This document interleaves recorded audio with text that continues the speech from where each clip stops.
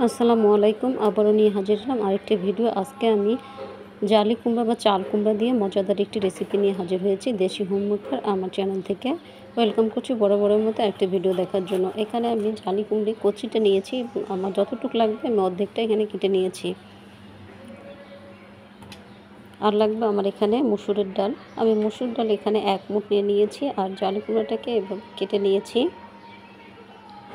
মসুর ডালকে ভালো করে ধুয়ে নিব। আর জালি কুমড়াটাকে আমি দেখুন এভাবে পিস পিস করে ছোট ছোট টুকরো করে কেটে নিচ্ছি। প্রচণ্ড গরমে এই তরকারিটি কিন্তু অনেক ঠান্ডা একটি তরকারি, অবশ্যই একবার হলেও ট্রাই করবেন। সব কিছু ভালো করে ধুয়ে নেওয়ার পর আবার চুলায় চলে গেলাম। চুলায় একটা কড়াই বসিয়ে দিয়েছি। কড়াইয়ে এখানে আমি রান্নার সাদা তেল পরিমাণ মতো দিয়ে দিচ্ছি এখানে আস্ত জিরা।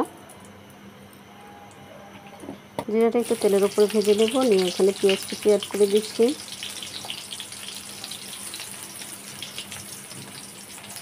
দিয়ে দিচ্ছি আমি কাঁচামরিচ ফালি কয়েক টুকরো।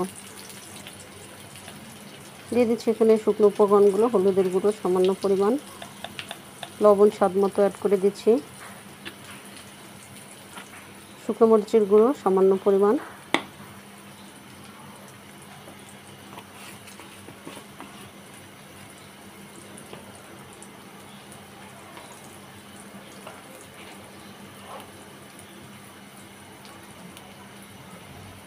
দিয়ে দিব সামান্য আদা রসুনের পেস্ট 1/2 চামচ পরিমাণ দিয়ে মশলাটাকে ভালো করে কষিয়ে নেব। মশলাটা কষানো হয়ে গেলে এর মধ্যে ভিজিয়ে রাখা ডালগুলো আমি দিয়ে দিচ্ছি। ডালগুলোকে মশলার সঙ্গে কিছুক্ষণ সময় কষিয়ে নেব।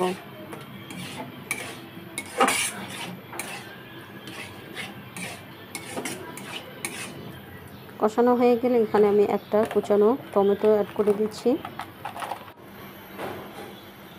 সামান্য একটু পানি দিয়ে আমি ডালটাকে সেদ্ধ করে নেব। দেখুন ডালটা পুরো সিদ্ধ হয়ে গিয়েছে। আমি আবার একটু ডালটাকে কষিয়ে নিচ্ছি।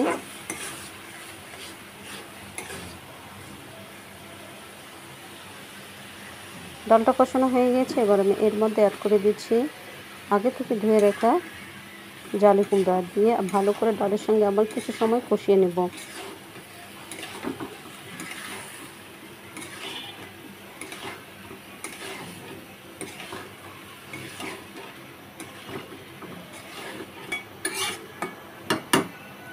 কষানো হয়ে গিয়েছে। এবার আমি এর মধ্যে গরম পানি ইউজ করব।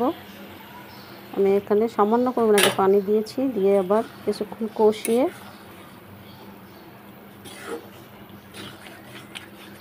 আমি ডাল এবং জালি কুমড়াটা কিন্তু পুরোপুরি সিদ্ধ হয়ে গিয়েছে। এবার আমি ঝোলের জন্য এখানে আবারও গরম পানি ইউজ করব। অবশ্যই গরম পানিটা ইউজ করবেন, তাহলে কিন্তু তরকারির স্বাদটা অনেক গুণ বেড়ে যায়। ঝোলের জন্য এবার আমি পানি দিয়ে দিচ্ছি, দিয়ে কিছু সময় আবার আমি জাল করে নেব। আর এর মধ্যে অ্যাড করে দিচ্ছি আমি ধনেপাতা কুচি।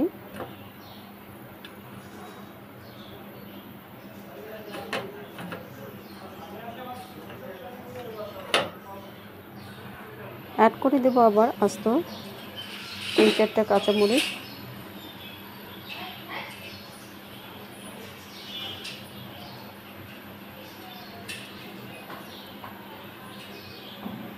দিয়ে কিছু সময় রান্না করে নামিয়ে পরিবেশন করব।